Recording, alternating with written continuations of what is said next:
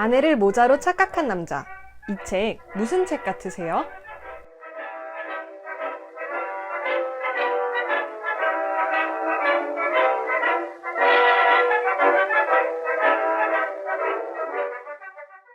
안녕하세요. 교양 있는 모던걸 교양살롱에 오신 여러분 환영합니다.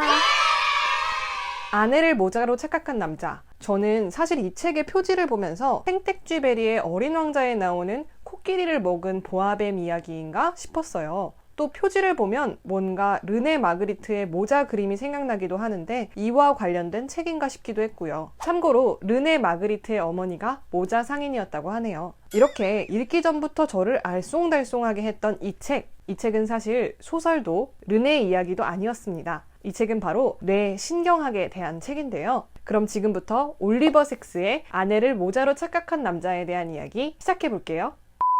이 책의 저자인 올리버 섹스는 영국 런던에서 태어나 미국에서 신경정신과 전문의로 활동하다가 컬럼비아 대학에서 신경정신과 임상교수로 계셨던 분입니다. 특히 뉴욕타임즈의 여러 환자들의 사연을 인간적이고 감동적으로 들려줘 의학계의 개관시인이라는 별칭을 얻기도 했다고 하는데요. 이 책은 뉴욕타임즈에 기고했던 글을 포함해 저자가 만났던 환자들의 이야기를 담고 있는 책입니다.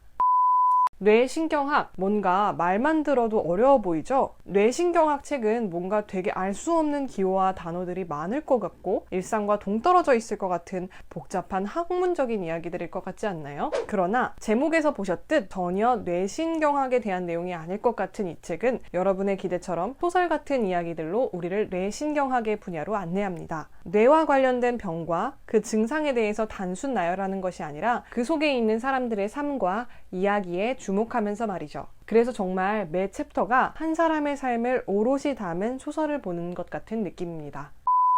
사실 이 책의 제목인 아내를 모자로 착각한 남자도 글쓴이가 만났던 환자 중 한 명입니다. 음악교사로 오래 일했던 피 선생은 시력에는 문제가 없지만 그것이 실제로 무엇인지를 인식하지 못했습니다. 즉, 보는 것과 그것이 무엇인지 인식하는 것 간의 연결고리가 끊긴 상태였습니다. 그래서 모자를 손으로 잡아 쓴다는 것을 전혀 모자와 비슷하게 생기지도 않은 아내의 머리를 모자라고 생각해서 잡곤 했습니다. 그리고 그는 실제로 모자를 잡았다고 생각하고 이 질병은 사실 시각인식불능증이라고 한다고 하네요. 이 밖에도 과거를 현재로 착각하고 사는 해군 어르신, 후각이 갑자기 개의 수준으로 발전했다가 3주 만에 사라졌던 의사 등의 이야기들을 단순히 코르사코프 증후군, 갈고리 일황 발작 이렇게 병명만으로 이야기하지 않고 그들의 삶에 대해 이야기하고 있습니다. 이 소설 같은 이야기들이 사실은 정말 일어난 일이라고 하니 뭔가 더욱 감동이 진하게 오는 것 같아요.